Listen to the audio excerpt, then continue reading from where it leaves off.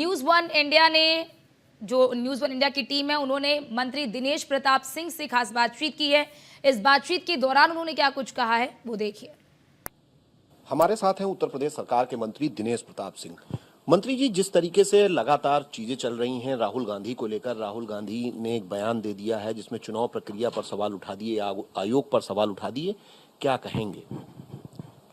देखिए, कल माननीय उच्च न्यायालय ने अपने आदेश में राहुल गांधी भारतीय हैं या नहीं, इस पर भारत सरकार से एक आख्या मांगी है। मुझे लगता है कि माननीय उच्च न्यायालय का संदेह सत्य से परे नहीं हो सकता है। कोई भारत माता का सपूत भारत की भूमि से बाहर जाकर के भारत माता को लज्जित होने का बयान नहीं दे सकता है। अगर उसके खून में भारत है तो ऐसा नहीं कह सकता है। ये काम राहुल गांधी जी उत्तरोत्तर करते आ रहे हैं। जब भी देश के बाहर जाते हैं तो भारत माता को लज्जित करने वाला कोई न कोई बयान जरूर देते हैं। इससे परिलक्षित होता है कि राहुल गांधी जी भारतीय नहीं है। और हम लोग भली भांति जानते हैं कि राहुल गांधी जी नकली गांधी हैं और फसली हिंदू हैं। उसी भांति ये उनका नकली भारतीय होना भी कुछ दिन बाद हमारे सबके सामने आ जाएगा। वोट की राजनीति के लिए, वोट पाने के लिए इस स्तर तक कोई गिर जाएगा, ये कोई गांधी परिवार ही कर सकता है। ऐसा कोई दूसरा भारत का परिवार नहीं कर सकता है कि वोट पाने के लिए बिटिया का नाम मारिया रख दो, बेटवा का नाम रेहान रख दो।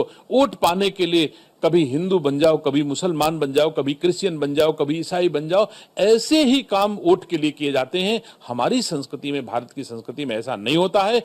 अखिलेश यादव ने भी कल एक पोस्ट किया है जिसमें उन्होंने कई जिलों में जो पुलिस के अधिकारी हैं उनकी तैनाती को लेकर सवाल उठाए हैं कि पीडीए के हिसाब से नहीं है और एक जाति विशेष के लोग ज्यादा संख्या में तैनात किए गए हैं, क्या कहेंगे? देखिए, श्री अखिलेश यादव जी एक पार्टी के राष्ट्रीय अध्यक्ष हैं, उत्तर प्रदेश के मुख्यमंत्री जैसे दायित्वों का निर्वहन कर चुके हैं। उत्तर प्रदेश के लोग ऐसी अपेक्षा उनसे नहीं करते हैं जितनी हल्की बात और सस्ती लोकप्रियता पाने के लिए उन्होंने बयान दिया है। अगले दिन ही डीजीपी उत्तर प्रदेश ने इसको खारिज कर दिया कि श्री अखिलेश यादव ने जो बात कही है वो असत्य बात कही उन्होंने।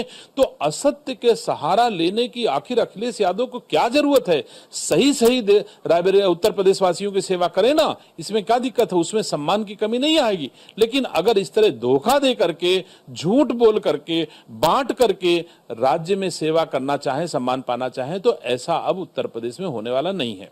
अखिलेश यादव ने यह भी कहा है कि 2027 में वो इंडिया गठबंधन के साथ चुनाव लड़ेंगे, तो क्या मानते हैं इससे कुछ चुनौती होगी?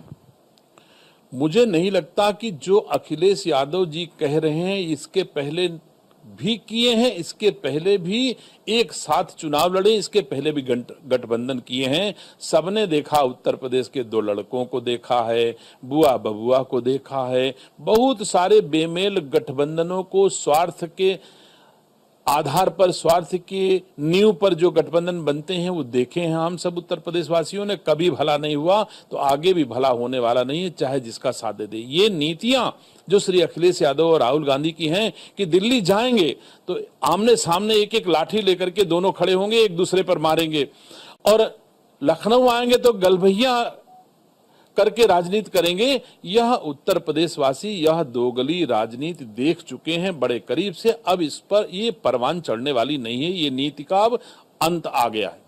धन्यवाद। ये हैं उत्तर प्रदेश सरकार के मंत्री दिनेश प्रताप सिंह, जो बता रहे हैं कि उत्तर प्रदेश सरकार लगातार काम कर रही है और जिस तरीके से राहुल गांधी ने बयान दिया है वो देश को अपमानित करने वाला है। जहां तक अखिलेश यादव का सवाल है, अखिलेश यादव को भी इतने महत्वपूर्ण और संवैधानिक पदों पर रहने के बावजूद इस तरीके के बयान नहीं देने चाहिए। कैमरामैन अमित शाहनी के साथ मैं एस के Vajpayee, news one India, Lucknow.